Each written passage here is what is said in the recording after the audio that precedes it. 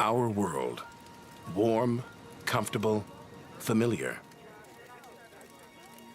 But when we look up, we wonder, do we occupy a special place in the cosmos? Or are we merely a celestial footnote? Is the universe welcoming or hostile? We could stand here forever wondering. Or we could leave home on the ultimate adventure.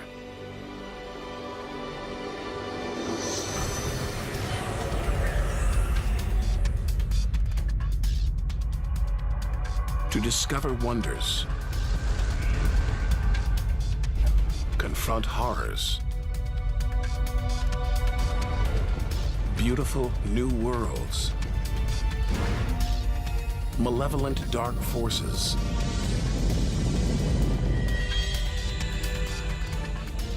the beginning of time, the moment of creation. Would we have the courage to see it through? Or would we run for home?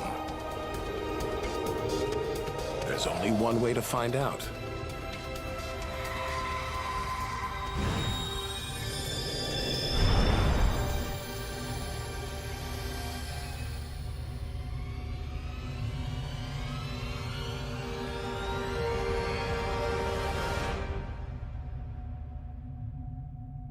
Our journey through time and space begins with a single step.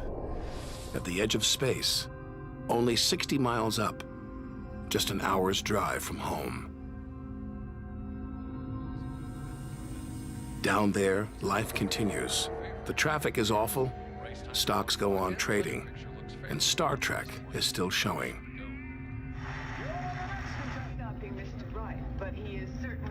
The Blue Jays will be without starter Jim Clancy for a couple of weeks. This morning. When we return home, if we return home, will it be the same? Will we be the same?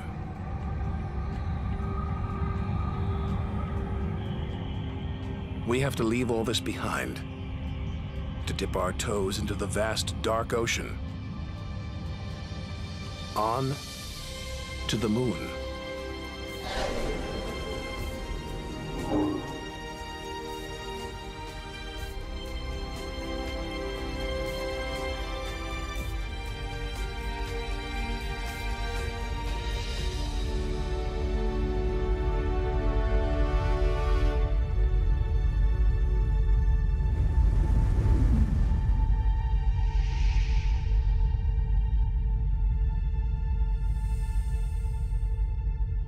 Dozens of astronauts have come this way before us. 12 walked on the moon itself. Just 250,000 miles from home. 3 days by spacecraft.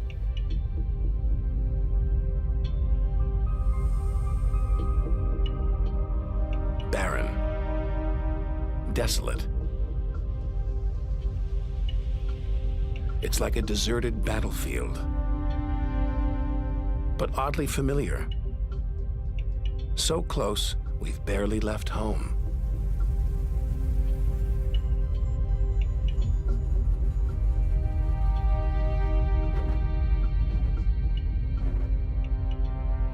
Neil Armstrong's first footprints. Looks like they were made yesterday. There's no air to change them. They could survive for millions of years. Maybe longer than us.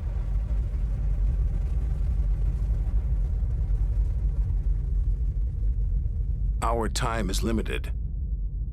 We need to take our own giant leap. 1 million miles, 5 million, 20 million miles. We're far beyond where any human has ever ventured. Out of the darkness, a friendly face. The goddess of love, Venus. The morning star, the evening star. She can welcome the new day in the east,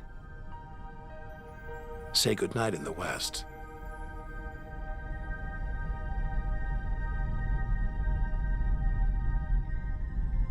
A sister to our planet, she's about the same size and gravity as Earth. We should be safe here. But the Venus Express space probe is setting off alarms. It's telling us these dazzling clouds, they're made of deadly sulfuric acid. The atmosphere is choking with carbon dioxide.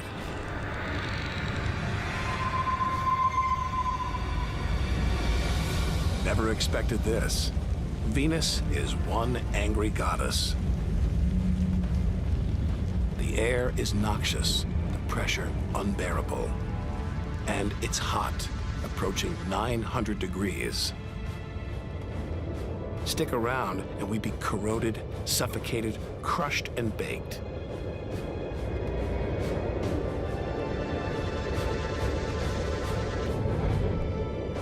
Nothing can survive here. Not even this Soviet robotic probe. Its heavy armor's been trashed by the extreme atmosphere.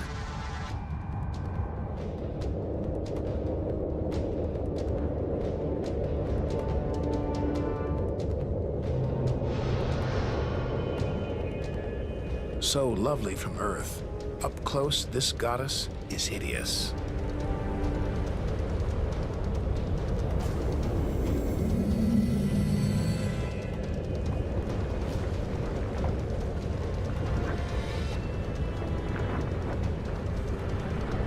She's the sister from hell, pockmarked by thousands of volcanoes.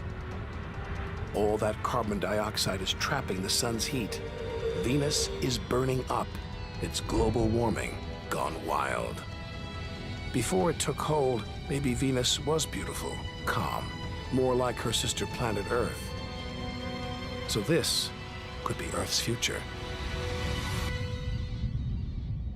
Where are the twinkling stars? The beautiful spheres gliding through space? Maybe we shouldn't be out here.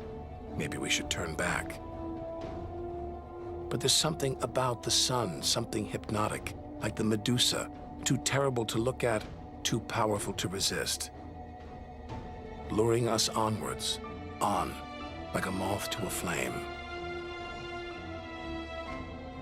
Wait, there's something else, obscured by the sun. It must be Mercury. Get too close to the sun, this is what happens.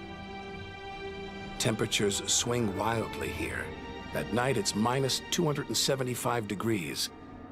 Come midday, it's 800 plus. Burnt, then frozen.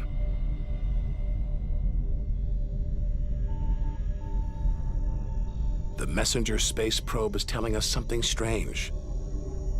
For its size, Mercury has a powerful gravitational pull. It's a huge ball of iron, covered with a thin veneer of rock, the core of what was once a much larger planet. So where's the rest of it? Maybe a stray planet slammed into Mercury, blasting away its outer layers in a deadly game of cosmic pinball. Whole worlds, on the loose, careening wildly across the cosmos, destroying anything in their path. And we're in the middle of it. Vulnerable, exposed, small. Everything is telling us to turn back. But who could defy this? The sun, in all its mesmerizing splendor. Our light, our lives. Everything we do is controlled by the sun, depends on it. It's the Greek god Helios driving his chariot across the sky. The Egyptian god Ra, reborn every day. The summer solstice sun rising at Stonehenge. For millions of years, this was as close as it got to staring into the face of God.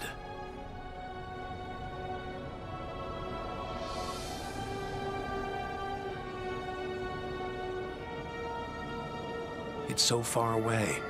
If it burned out, we wouldn't know about it for 8 minutes.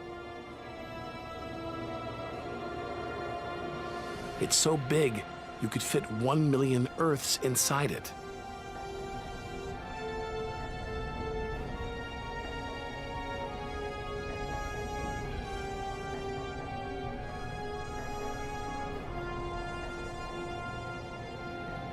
But who needs numbers? We've got the real thing. We see it every day, a familiar face in our sky. Now, up close, it's unrecognizable. A turbulent sea of incandescent gas. The thermometer pushes 10,000 degrees. Can't imagine how hot the core is. Could be tens of millions of degrees.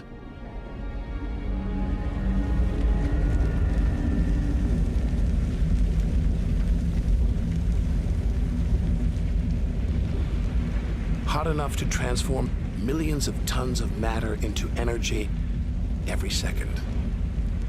More than all the energy ever made by mankind. Dwarfing the power of all the nuclear weapons on Earth. Back home, we use this energy for light and heat. But up close, there's nothing comforting about the sun. Its electrical and magnetic forces erupt in giant molten gas loops. Some are larger than a dozen Earths, more powerful than 10 million volcanoes.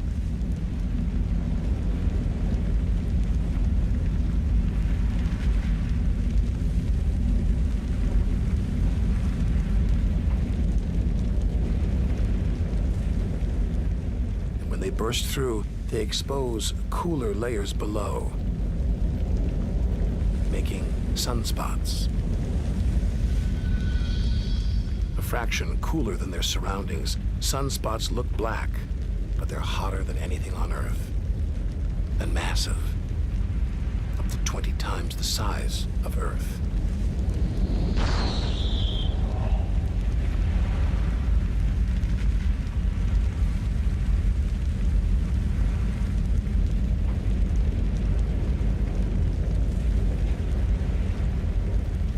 One day, all this will stop.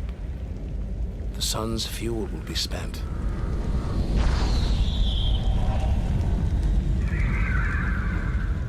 And when it dies, the Earth will follow.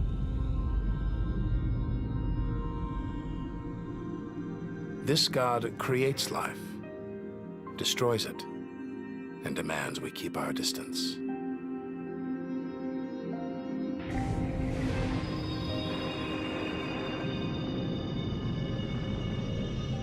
This comet strayed too close. The sun's heat is boiling it away, creating a tail that stretches for millions of miles.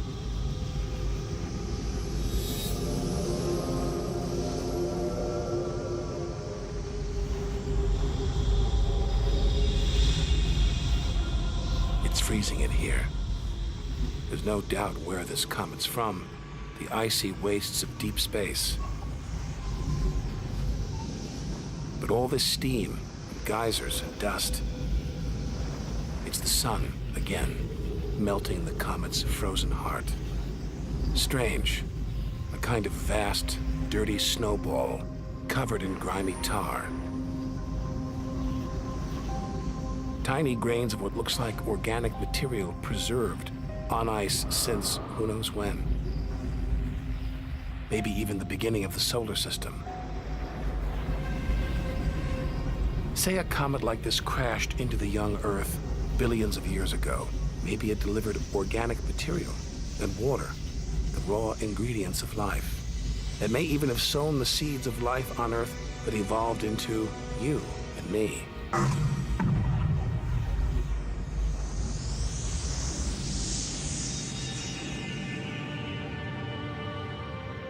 But say it crashed into the Earth now. Think of the dinosaurs, wiped out by a comet or asteroid strike. It's only a question of time. Eventually, one day, we'll go the way of the dinosaurs.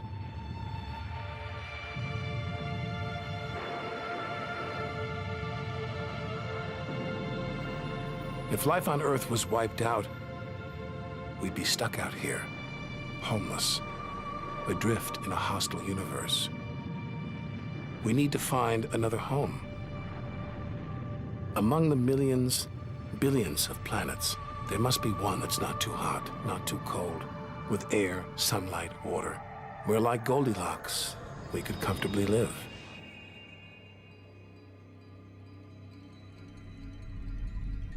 The Red Planet. Unmistakably, Mars. For centuries, we've looked to Mars for company, for signs of life.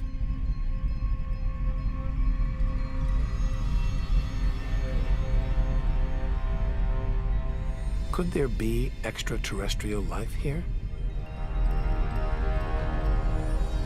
Are we ready to rewrite the history books, to tear up the science books, to turn our world upside down? What happens next could change everything.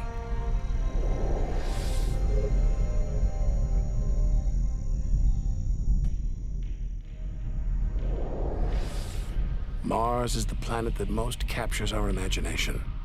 Think of B-movies, sci-fi comics. What follows? Martians. It's all just fiction, right? But what if there really is something here? Hard to imagine, though, up close. This is a dead planet. The activity that makes the Earth livable shut down millions of years ago here. Red and dead. Mars is a giant fossil.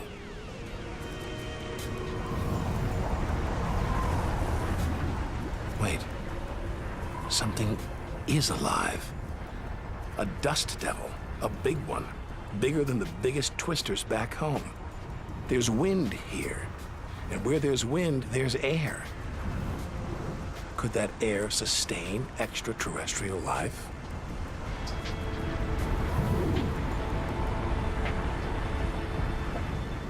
It's too thin for us to breathe.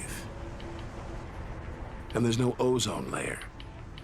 Nothing to protect us against the sun's ultraviolet rays. There is water, but frigid temperatures keep it in a constant deep freeze. It's hard to believe anything could live here. Back on Earth, there are creatures that survive in extreme cold, heat, even in the deepest ocean trenches. It's as though life is a virus. It adapts, spreads. Maybe that's what we're doing right now, carrying the virus of life across the universe. Even in the most extreme conditions, life usually finds a way. But on a dead planet, with no way to replenish its soil, no heat to melt its frozen water,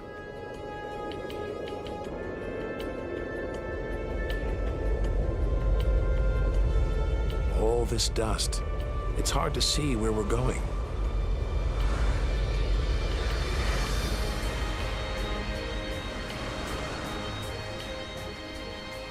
Olympus Mons, named after the home of the Greek gods, a vast, ancient volcano, 3 times higher than Everest. There's no sign of activity. Since its discovery in the 1970s, it's been declared extinct. Hang on. These look like lava flows, but any sign of lava should be long gone, obliterated by meteorite craters, unless this monster isn't dead, just sleeping. There could be magma flowing beneath the crust right now, building up, waiting to be unleashed. Volcanic activity could be melting frozen water in the soil, pumping gases into the atmosphere, recycling minerals and nutrients, creating all the conditions needed for life.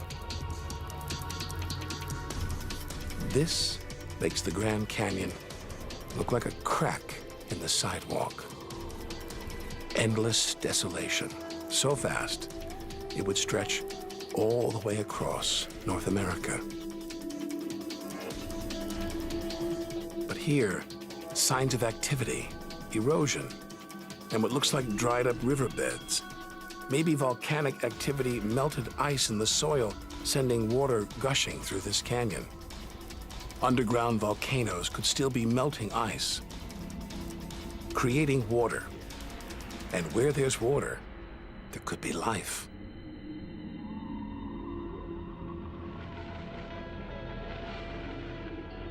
The hunt for life is spearheaded by this humble fellow, the NASA rover Opportunity. It's finding evidence that these barren plains were once ancient lakes or oceans that could have harbored life.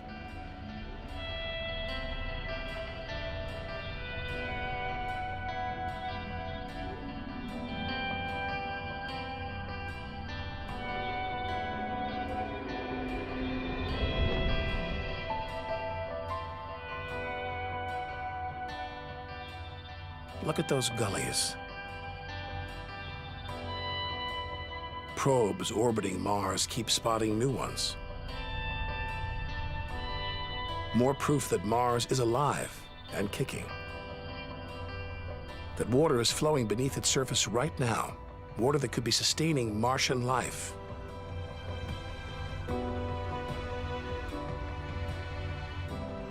Now all we have to do is find it.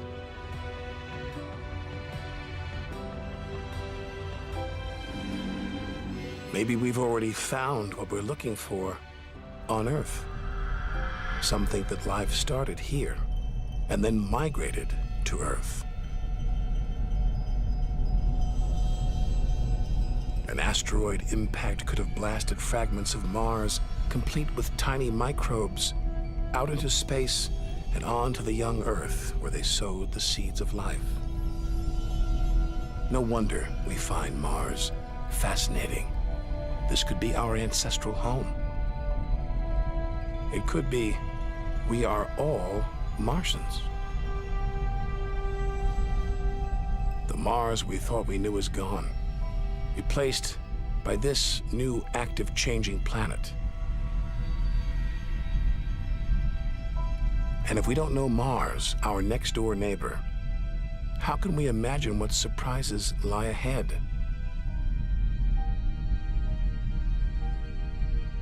Our compass points across the cosmos, back in time 14 billion years, to the moment of creation.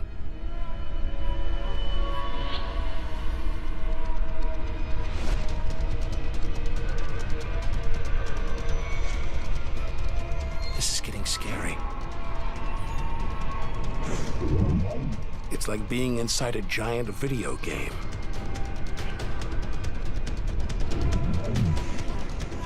These are all too real. Asteroids, some of them hundreds of miles wide. This one must be about 20 miles long. And there, perched on it, a space probe.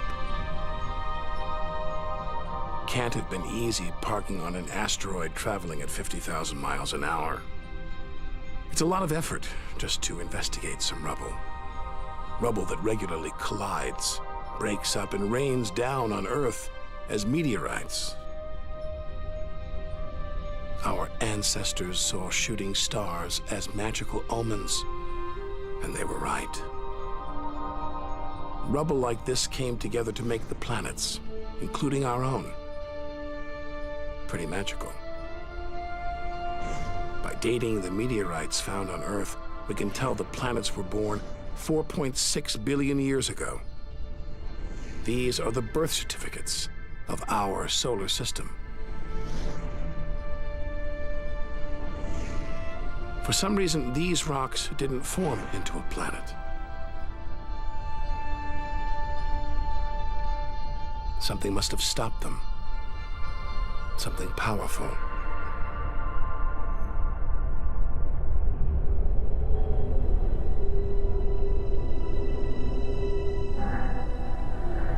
Jupiter.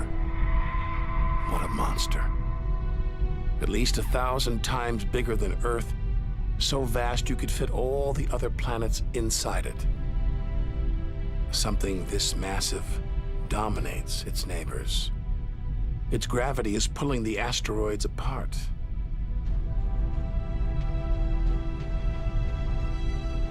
And it's breathtaking.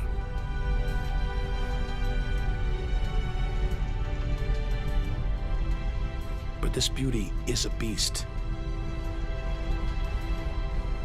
It's almost all gas. Land here and we'd sink straight through its layers into oblivion.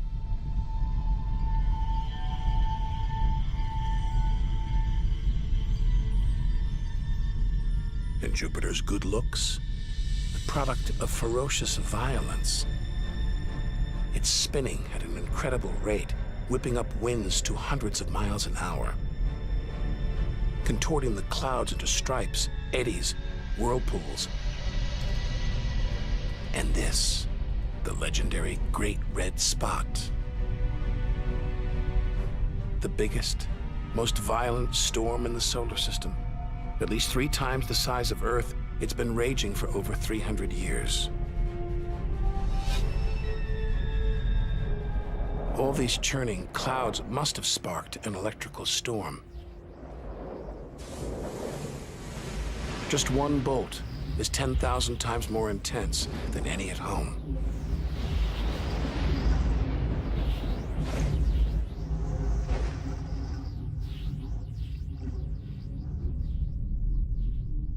Looks like the safest place to see Jupiter is from a distance.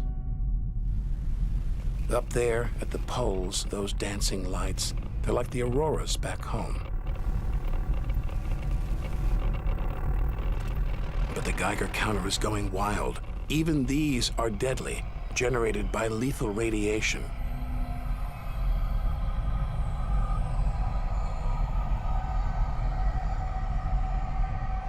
Out here, nothing is what it seems. The universe is full of terrors, traps,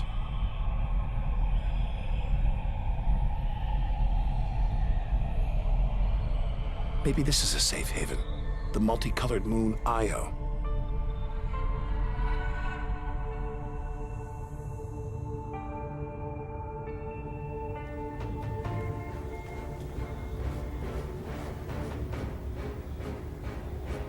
Wrong. Very wrong. Those brilliant colors are molten rock, volcanoes, spewing lava.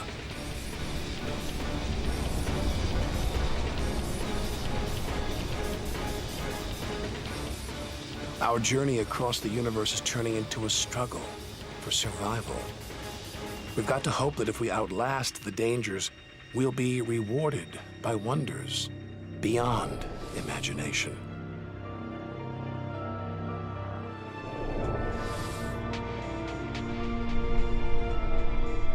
"400 million miles from Earth. Flying a commercial airliner here would take nearly a century. What a weird-looking place. And yet, strangely familiar. A bit like the Arctic, with all that ice, all those ridges and cracks.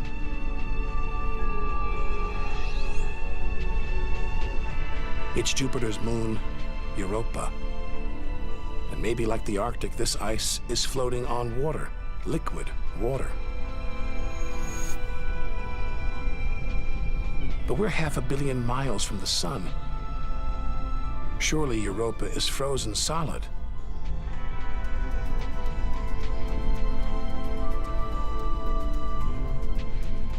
Unless Jupiter's gravity is creating friction deep inside, heating the ice into water, allowing life to develop in the waters beneath its frozen crust. We might be feet away from aliens. from a whole ecosystem of microbes, crustaceans, maybe even squid. The only thing between us and the possibility of alien life, this layer of ice. But until we send a spacecraft to drill here, Europa's secrets will remain beyond reach.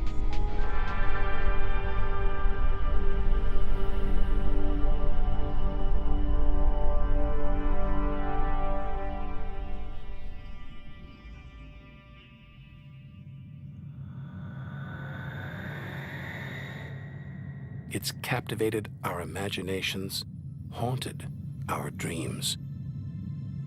And here it is, spinning before our eyes.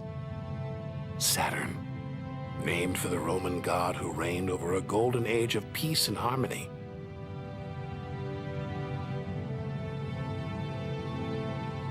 This planet's a giant ball of gas, so light it would float on water.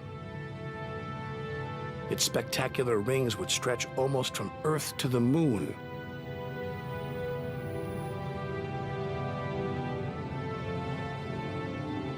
There's the Cassini orbiter. It's picking up ghostly radio emissions, probably generated by auroras around Saturn's poles. This is the real music of the spheres. Cassini's telling us where these rings came from. They're the remnants of a moon shattered by Saturn's gravitational pull. Incomparable beauty from total destruction.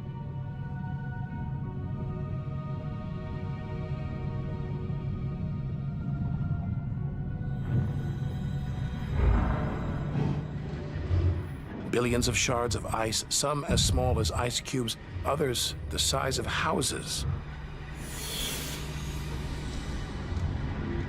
They collide, break apart, reassemble.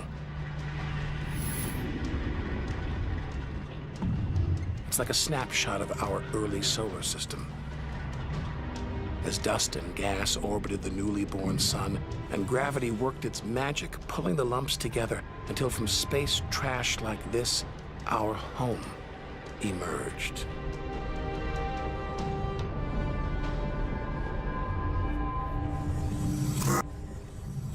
We could stay here forever.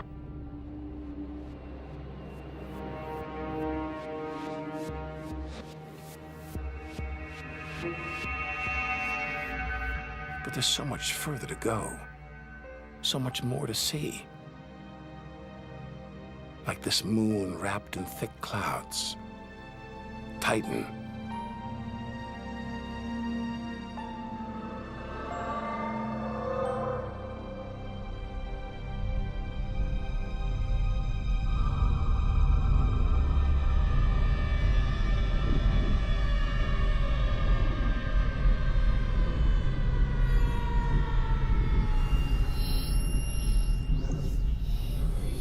There's an atmosphere down here. There's wind, rain, even seasons.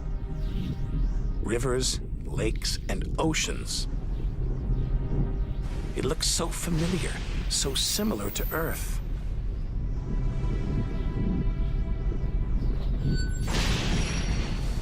But that's not water. It's liquid natural gas. Hundreds of times more natural gas than all the Earth's oil and gas reserves. Maybe one day we'll use this energy to fuel a colony. Assuming there isn't life here already.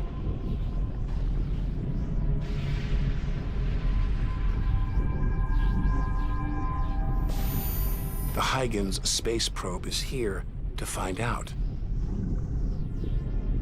It's telling us there's organic material in the soil, but it's so cold, minus 300 degrees. There's no way life could develop. Unless Titan warms up. The sun is supposed to get hotter. When it does, maybe life will spring up here, just like it did on Earth. And as the Earth gets too hot for us, maybe we'll move to Titan. One day we might call this distant land home.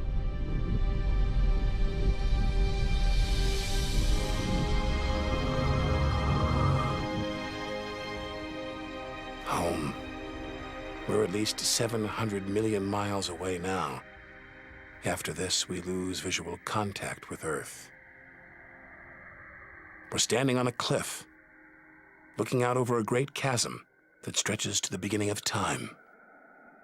Do we have the courage to jump?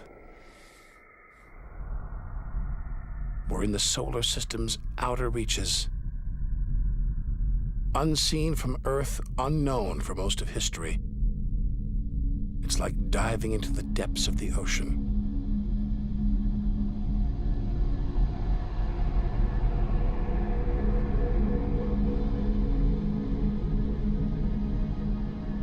Those rings make it look like Uranus has been tilted off its axis, toppled over by a stray planet.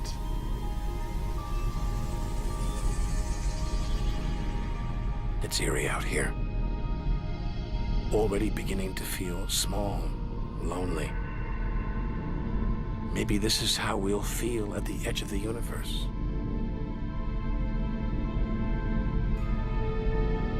But we've barely left the shore. If the solar system was 1 mile wide, so far we've traveled about 3 inches.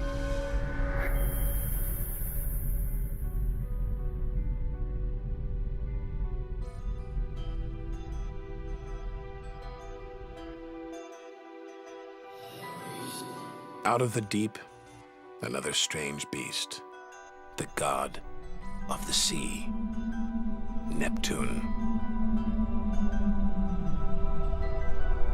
This world is covered in methane gas, and a storm as big as Earth, whipped up by savage 1,000-mile-an-hour winds. Back home, it's the sun that drives the wind. But Neptune's far away. Something else must be creating these ferocious winds. But what? We know very little about our own solar system.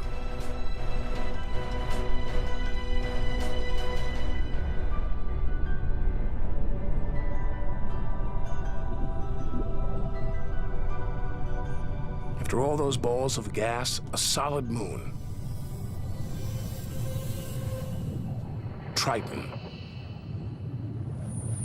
Solid, but not stable.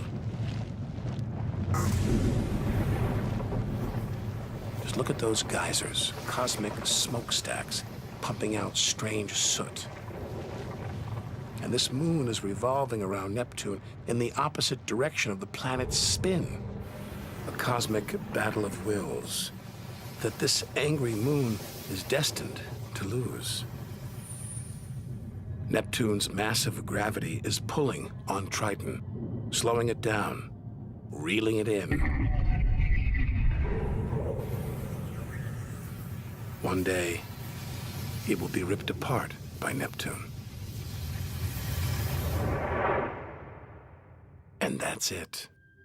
No more moons, no more planets in our solar system. It's getting colder. We're getting further from the sun, slipping from the grip of its gravitational tentacles. But this isn't a void. It's teeming with frozen rocks, like Pluto. Until recently, we thought Pluto was alone. Beyond it, nothing. We were wrong. More frozen worlds. Discoveries so new nobody can agree what to call them. Plutinos, ice dwarfs, cubewanos. Our solar system is far more chaotic and strange than we had imagined. Now we're 8 billion miles from home. The most distant thing ever seen that orbits the sun. Another small, icy world, Sedna, discovered in 2003. Its orbit takes 10,000 years to complete.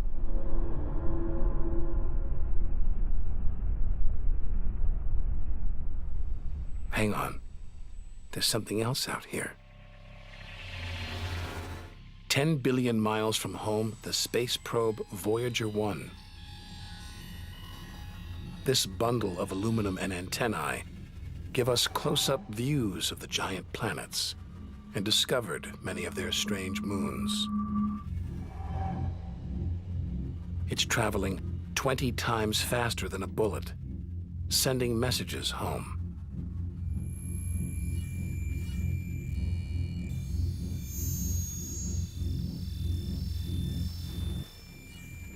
That gold plaque, it's a kind of intergalactic message in a bottle. A greeting recorded in different languages. Hello from the children of planet Earth. Hola, saludos a todos. And a map showing how to find our home solar system. The great physicist Stephen Hawking thinks it was a mistake to roll out the welcome mat. After all, if you're in the jungle, is it wise to call out?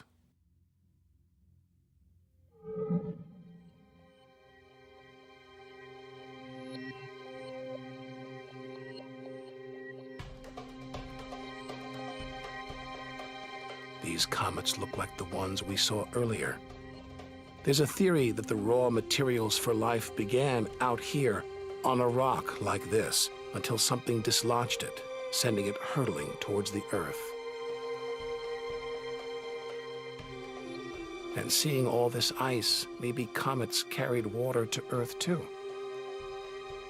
The water in the oceans, in your body. All from this distant celestial ice machine.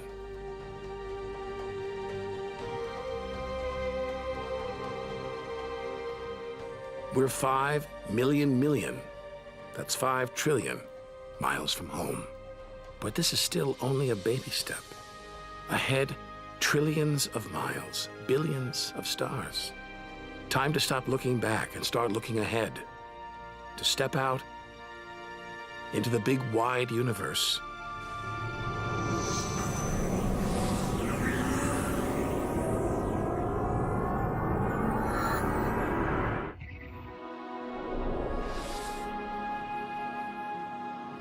Interstellar space.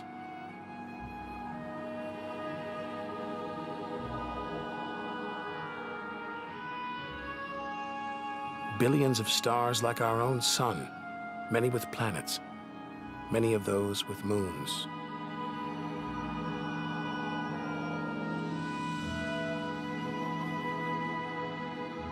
It's hard to know which way to go. There are infinite possibilities. We're going to need a serious burst of acceleration.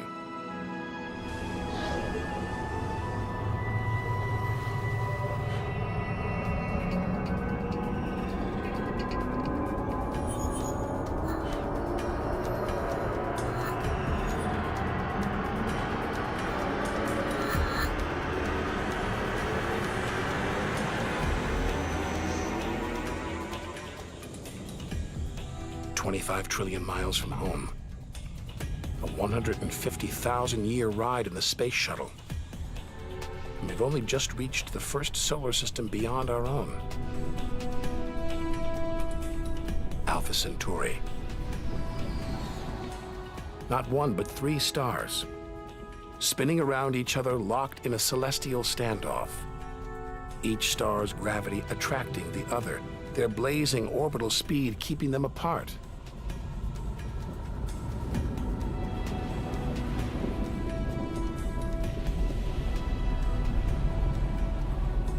Get between them and we'd be vaporized. Trillions of miles from home. So far that miles are becoming meaningless. Out here we measure in light years.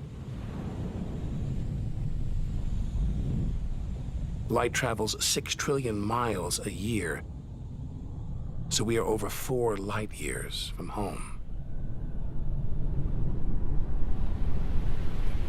Distances so vast, they're mind-boggling.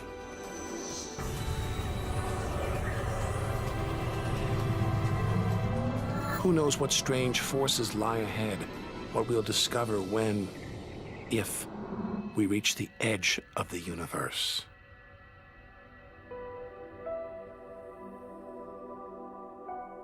"10 light years from Earth, the star Epsilon Eridani.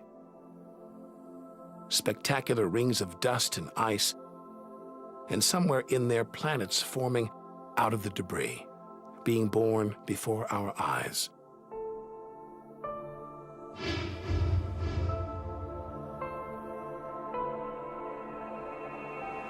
Asteroids and comets everywhere.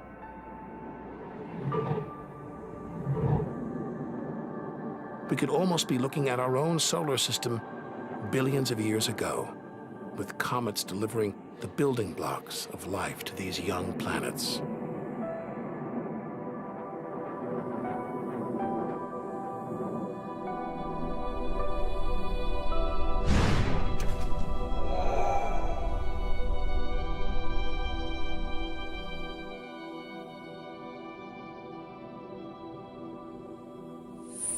At the center of all the action, a star smaller than our sun, still in its infancy. Any life in this solar system would be primitive at best.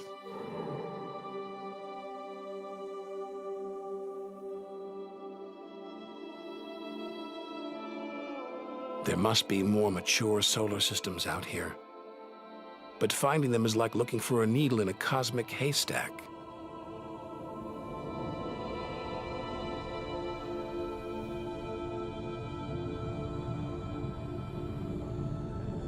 "20 light years from Earth. Star Gliese 581.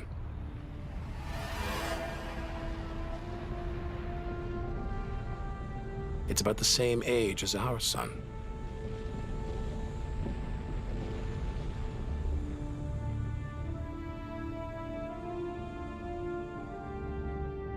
This planet is just the right distance from its sun.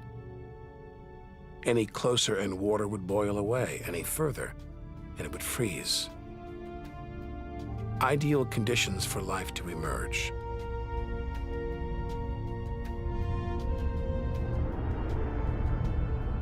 And if a comet has struck, delivering water and organic materials, then life, complex beings like us, even civilizations like our own, could be down there, right now.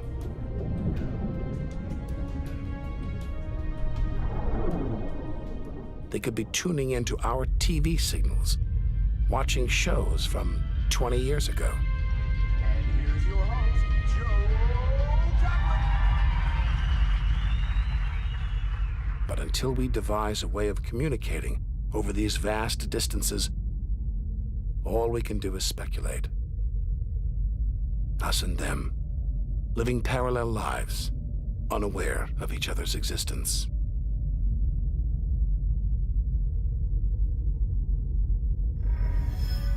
Unless life has come and gone.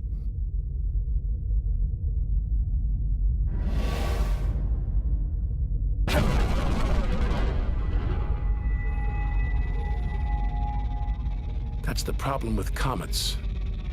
They're creators and destroyers, as the dinosaurs found out the hard way. This is the needle in the cosmic haystack, the closest we've come to a habitable solar system like our own, but it's a chance encounter.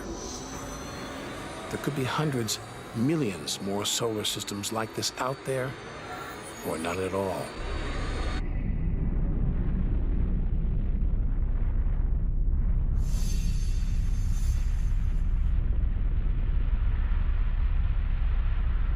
Some of the atmosphere on this planet, Bellerophon, is being boiled away by its nearby star.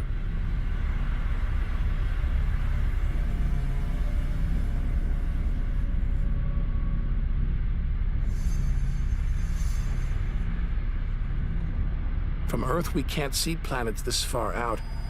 They're obscured by the brilliance of their neighboring stars. But the planets have a minute gravitational pull on those stars, measure these tiny movements, and we can prove they exist.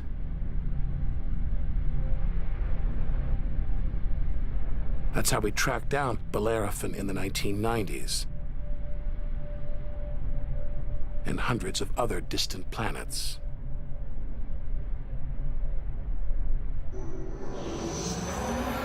"65 light years from Earth. Turn on your TV here and you'd pick up Hitler's Berlin Olympics."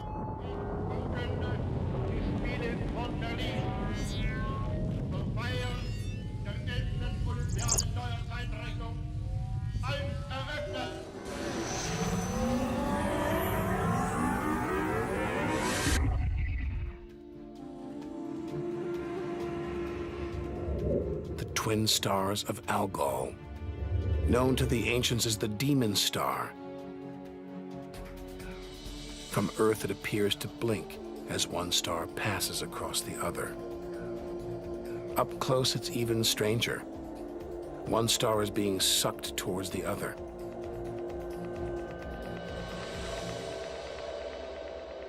Almost 100 light years from home, faint whispers from one of the first ever radio broadcasts.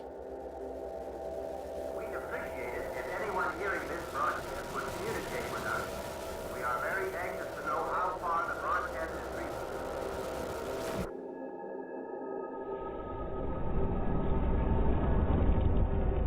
From here on out, it's as if the Earth never existed.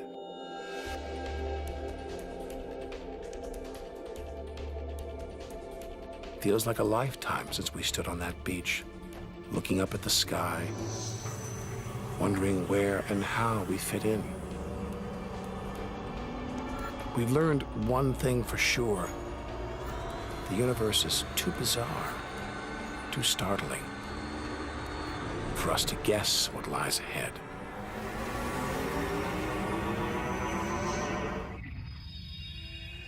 Deep inside our galaxy, the Milky Way.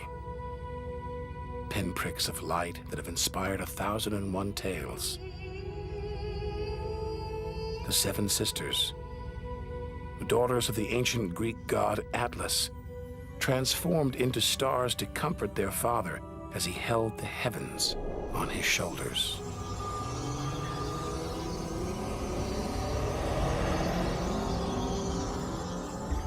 And this giant, Betelgeuse, the brightest, biggest star we've seen so far, 600 times wider than our sun.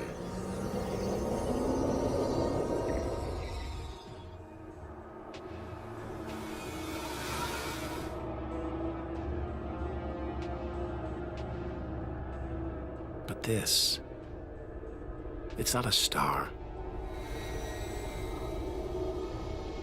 not a planet. Not like anything we've seen.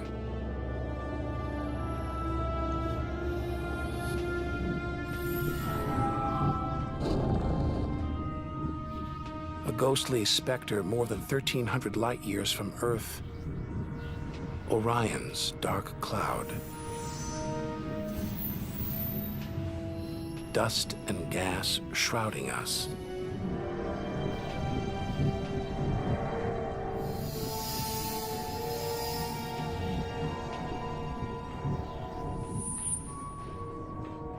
There, deep inside, a light, pulling the dust and gas towards it, heating up, merging into a ball of burning hot gas. Like a star, like our sun, in miniature. Inside, it's millions of degrees. So hot it's beginning to trigger nuclear reactions, the kind that keep our sun shining, making energy, radiation, light. A star is being born.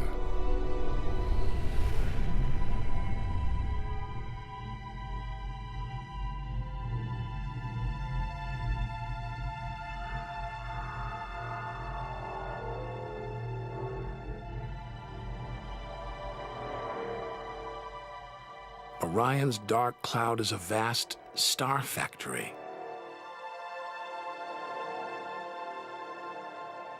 We're witnessing the birth of the future universe.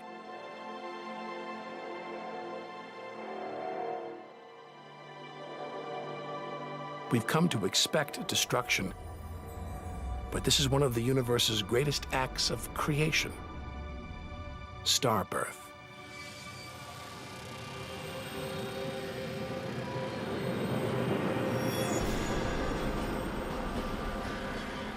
This doesn't look right.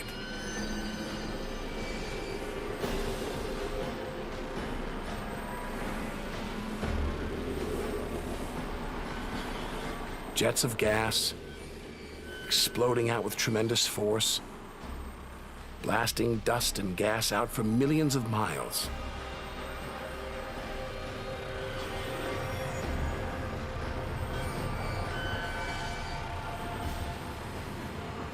It's unbelievably violent and creative. Nebula. Vast, glowing clouds of gas hanging in space. With no wind out here, they'll take thousands of years to disperse. They seem to be forming a vast stellar sculpture. Nature is more than a scientist, an engineer. It's an artist on the grandest of scales.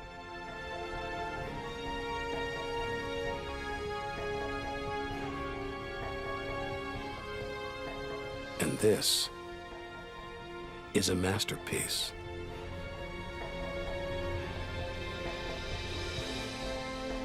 Stars are born, grow up, and then what? Do they die? Do they slip quietly into the night or go out with a bang?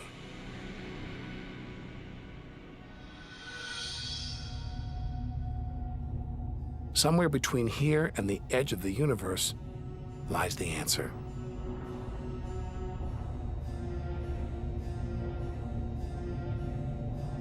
Luminous clouds suspended in space, encircling what was once a star like our own sun.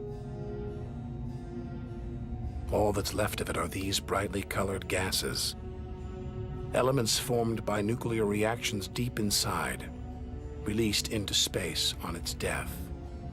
Green and violet, hydrogen and helium, the raw materials of the universe. Red and blue, nitrogen and oxygen, the building blocks of life on Earth. For us to live, stars like this had to die. Every atom in our body was produced by nuclear fusion. In stars that died long before the Earth was even born. We are all the stuff of stars. Our family tree begins here.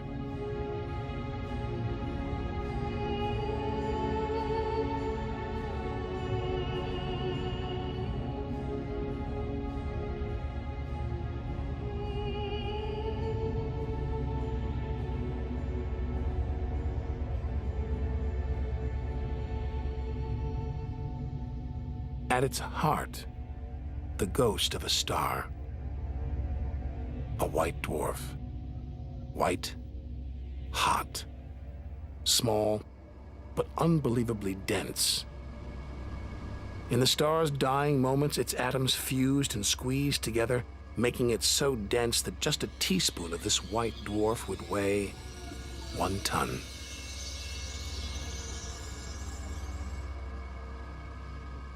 It's a chilling premonition of our sun's fate. 6 billion years from now, it'll become a white dwarf. Its death will herald the end of life on Earth. Makes you wonder how many other worlds have come and gone. Celestial stories left untold. Lost forever. But the greatest story of them all is still to be told. We must go back through time to the very first chapter to learn how the universe began.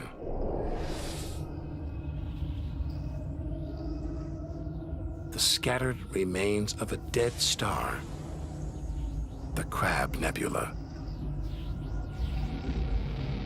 6,000 light years from home, deep inside a stellar graveyard. We've learned so much, seen things we'd never have believed possible. Now sights like this, wonders once beyond imagination, we take in our stride.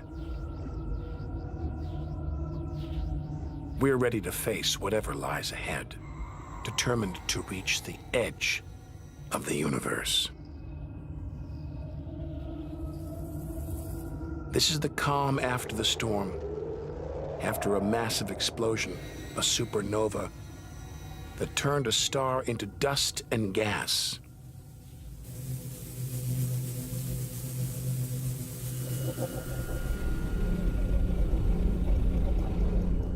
The eye of the storm, a spinning, pulsating star, a pulsar.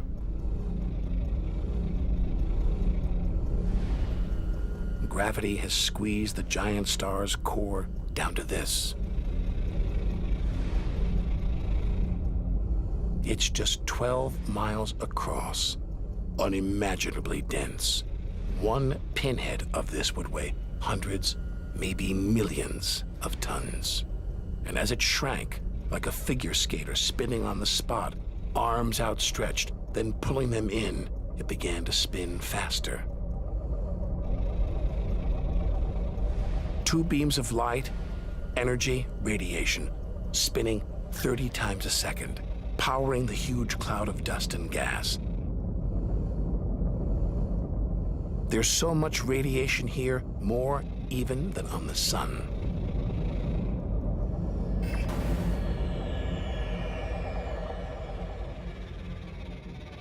That was easily the deadliest thing we've encountered so far.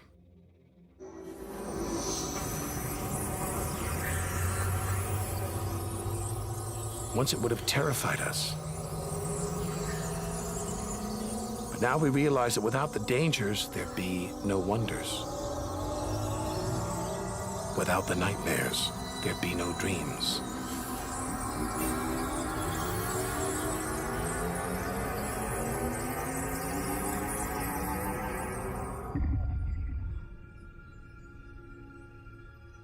Getting a strange sensation. A feeling as though there's something bad out here. A malevolent presence. The one thing we didn't want to encounter. Impossibly black, blotting out the stars behind it. We're staring into the face of extinction. The remains of a giant star. A black hole.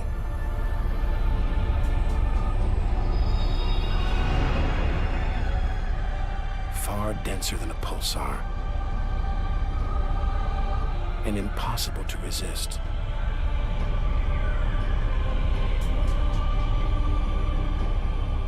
Its gravity is so intense not even light can escape.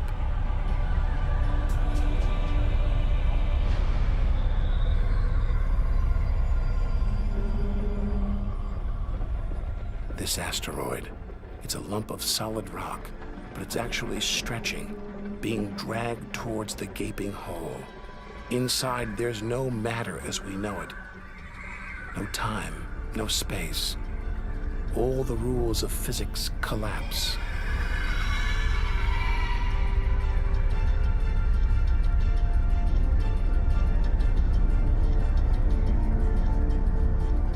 The asteroid is gone. Nobody really knows where. This is the edge of human understanding. There could be millions of black holes creeping around our galaxy, more perhaps than all the stars in the sky. But we wouldn't see them until it was too late.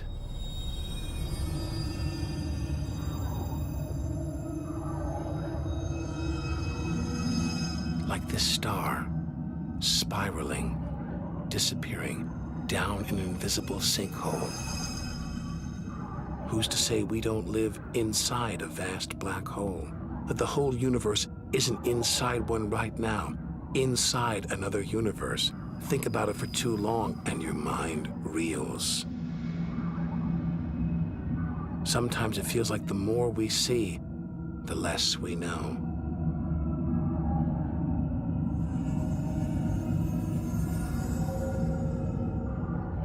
And we're still in our own galaxy, the Milky Way. The vastness of the universe beyond still lies ahead. The wonders, the dangers, the secrets, they're out there, waiting to be discovered.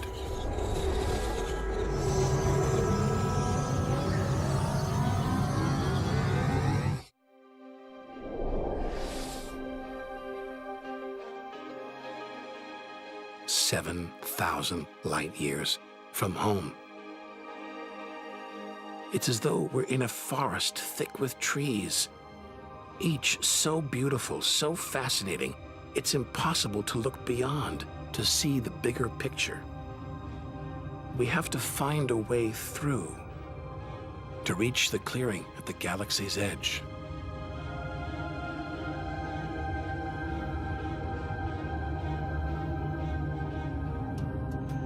But faced with sights like this, it's hard to leave. A colossal, glowing cloud, topped by these great towers of dust, the pillars of creation, like a gateway into the unknown. A star factory packed with embryonic star systems, each larger than our solar system.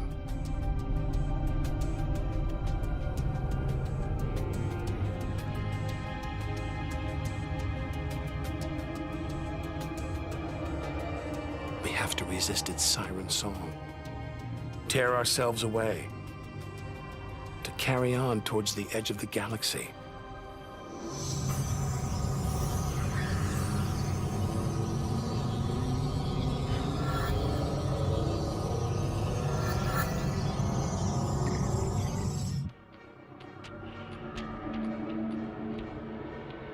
Dazzled by the Milky Way's beauty, we've been blinded to its terrors and strayed into a cosmic minefield. Like an explosion in slow motion. A massive star, millions of times brighter than our sun. It's going into meltdown. The fuel that sustains it is running out, the nuclear reactions that power it winding down. We're watching its death throes.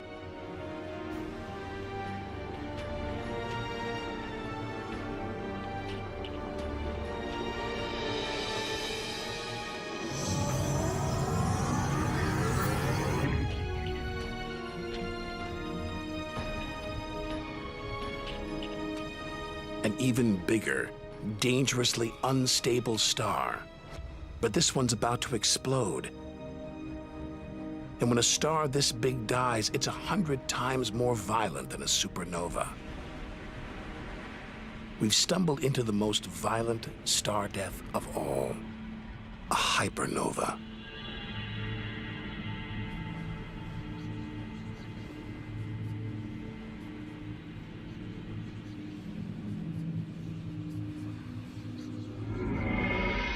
The core's collapsed. It's becoming a black hole.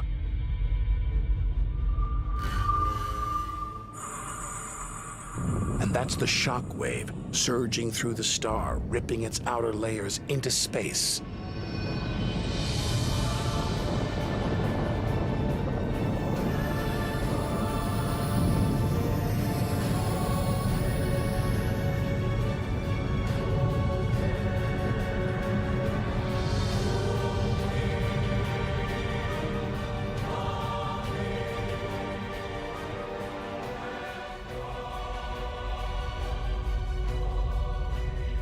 Deadly hypernovas, frozen comets, scorched planets, white dwarfs, red giants. Tiny drops in a vast pool of white light. Our home galaxy the Milky Way. We wanted to know where we fit in. Here's our answer.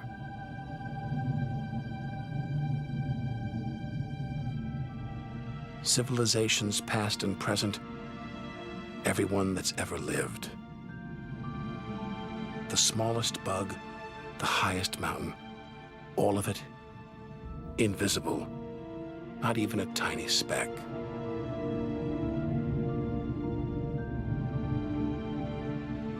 Our home is a minor planet orbiting an insignificant star. If it disappeared right now, who would even notice? And yet, so far we've found nowhere else we would rather live, nowhere we could live. It's only now, far from home, that we're beginning to truly appreciate it.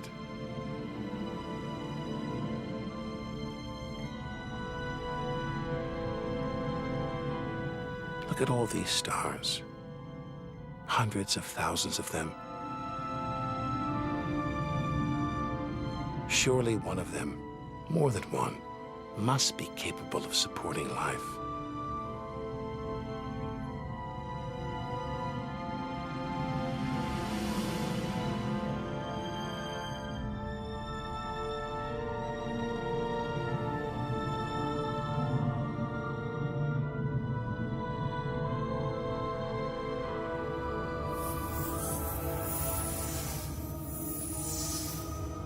Maybe here in this swarm of stars, the Great Cluster. Back in the 1970s, astronomers sent a message in this direction, detailing the structure of our DNA and our solar system's location. But the message won't arrive here for another 25,000 years.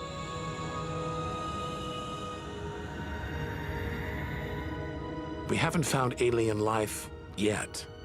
But neither have we found any reason to believe it isn't out there, somewhere. There's an equation devised to estimate the number of other advanced civilizations. The result is startling. There could be millions of civilizations just in our own galaxy.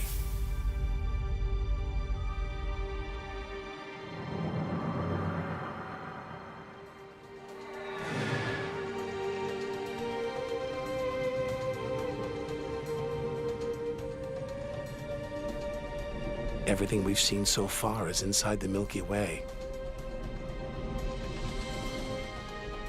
Now we're ready to leave our home galaxy, to enter intergalactic space. Here's our chance to solve the ultimate mystery and experience the moment of creation.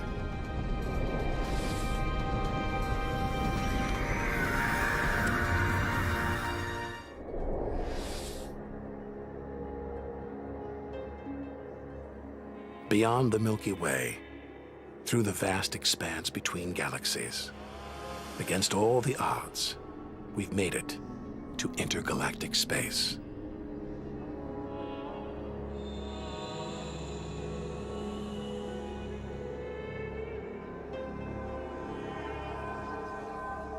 Out here, there's no horizon in sight. Even the closest galaxies are hundreds of thousands of light years away.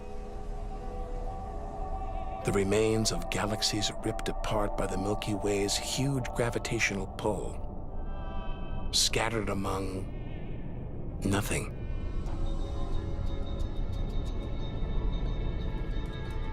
This is as close as the universe gets to a perfect vacuum.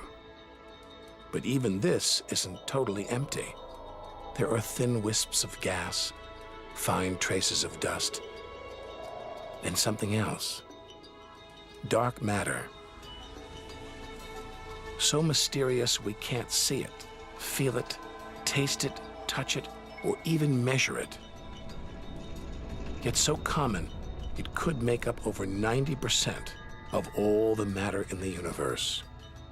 If dark matter does exist, it means there's no such thing as empty space.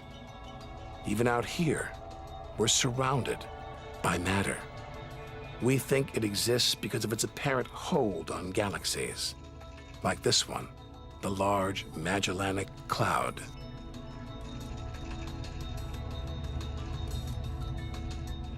A 6 billion year journey in today's fastest spacecraft, 160,000 light years from the Milky Way at the edge of its gravitational reach. This galaxy should spin off into space, but something is holding it here, something invisible, powerful. Dark matter.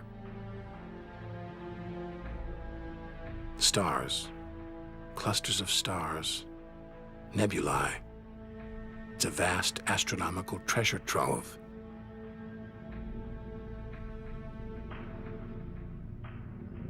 Look at this.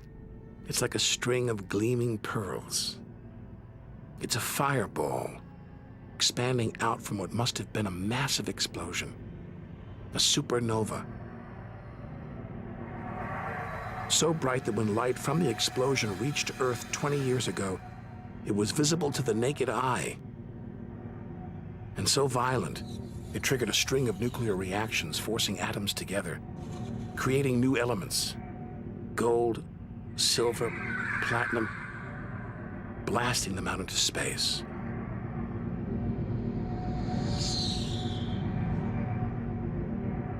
The gold in the ring on your finger was forged in a massive supernova like this, trillions of miles away, billions of years ago. Before we left home, the universe seemed separate, something out there, up in the sky. But now we know better. We are the universe, and it is within us.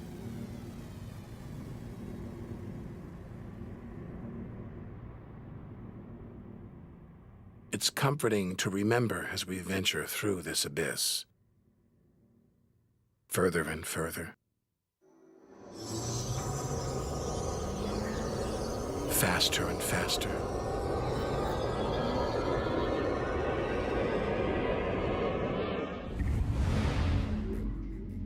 The Andromeda Galaxy, 2.5 million light years away. It's racing through space.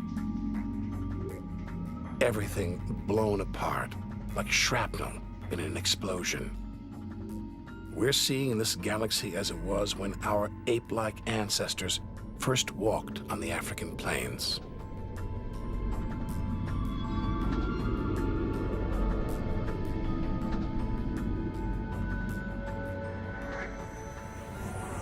Further through space, and further back in time. Hold on. This doesn't look right. A whole galaxy exploding? The only thing large enough to cause an explosion on this scale is another galaxy. It looks like the end of the world. But this galaxy won't die. It'll be reborn. A new shape, perhaps even new stars, as dust and gas collide, creating friction, shock waves, triggering the birth of stars.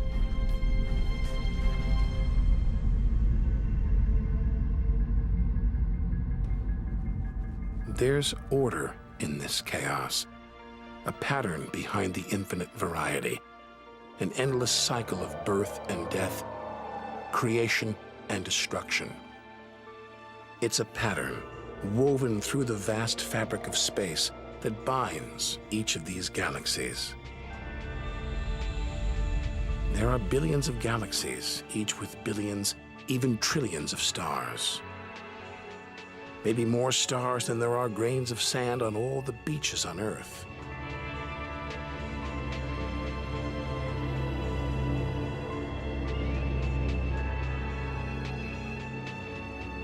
We're finally beginning to see the big picture. And it's grander than we ever imagined. This galaxy, the huge Pinwheel Galaxy, is so far from Earth that if we send a message home now, It will take 27 million years to get there.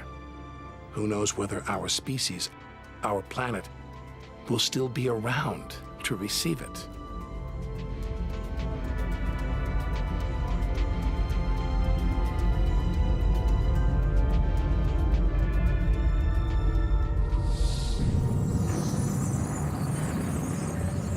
We travel on, back through time. Past the point where the dinosaurs were wiped out. Past the moment where the first creatures crawled onto land.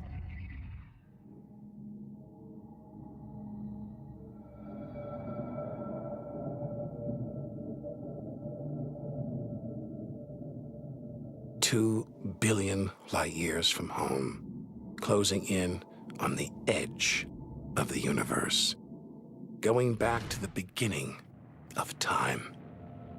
This isn't a galaxy. It's brighter than 100 galaxies. A blinding beam of energy surging for trillions of miles.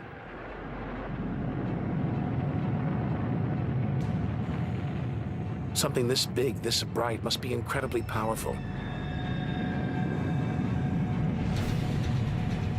Experience tells us, out here, power equals danger. It looks like a quasar, the deadliest thing in the universe. Our journey could be over.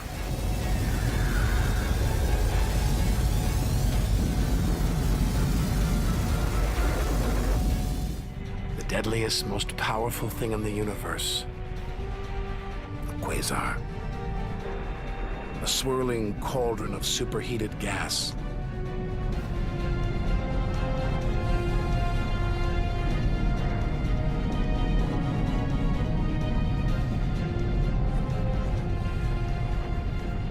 This beast has a heart of darkness.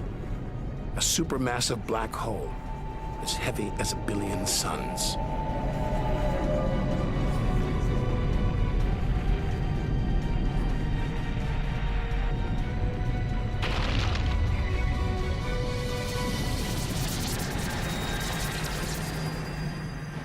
It's ripping apart whole stars, devouring them, until they're nothing.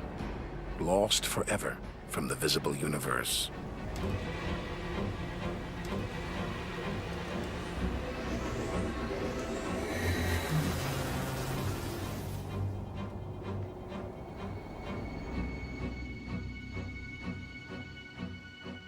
We think, we hope, we pray we've seen the worst the universe can throw at us, but no one can know what lies ahead.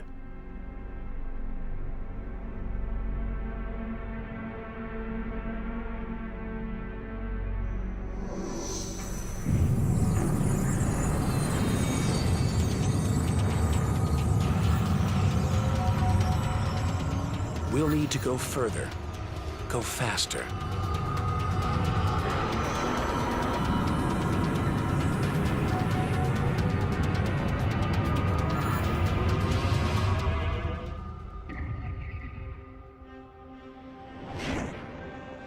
$8 billion light years from home, more galaxies. But these look different, ragged, small, close together. We're so far back in time, we're seeing these galaxies as they were before the Earth was born. They're still young, still growing. We're getting close to where and how it all began.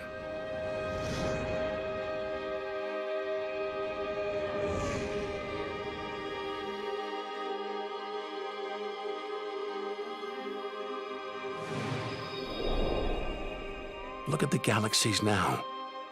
They're more like primitive plankton, floating in a vast, dark ocean.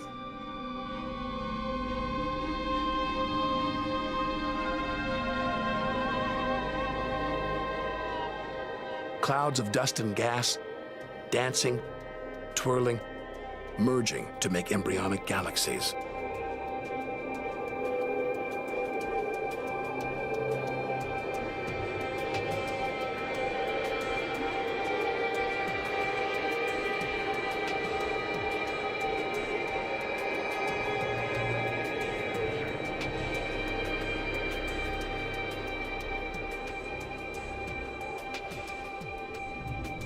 they're disappearing.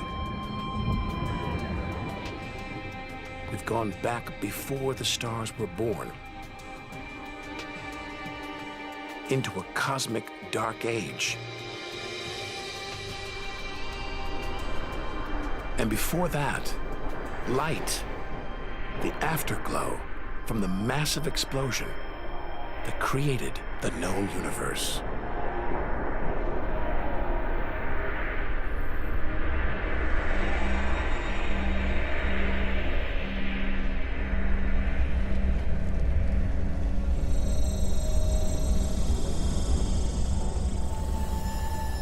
This is it. We've made it. The edge of the universe. 80 billion trillion miles from home. 13.5 billion years ago.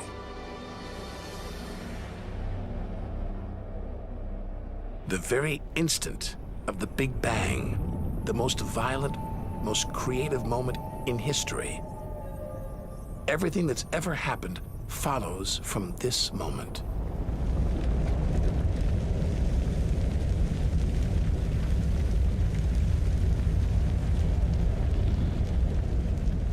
Every religion, every culture has pondered it.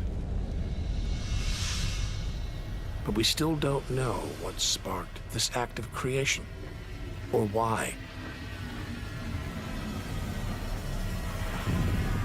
This is where our journey ends, and the universe begins.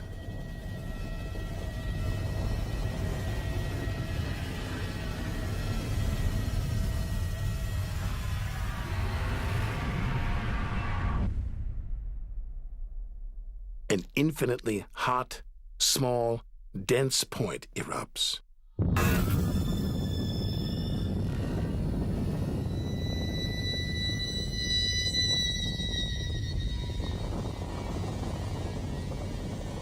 Creating space, time, matter, our universe itself. First, it's the size of a subatomic particle. The tiniest fraction of a second later, it's big enough to hold in the palm of your hand. Moments later, it's the size of the Earth.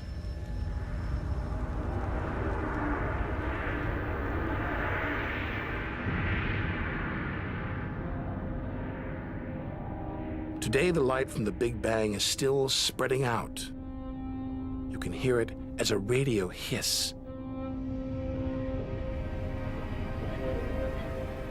See it as television static.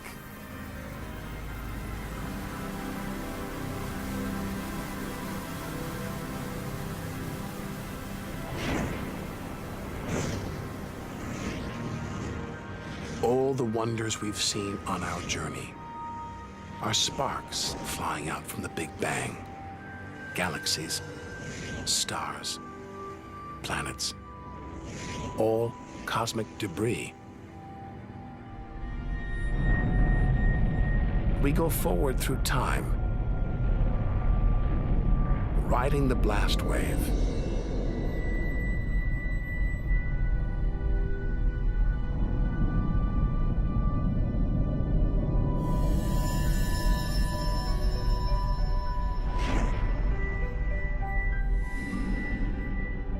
Until we reach another cooling cinder swirling in the afterglow of the Big Bang.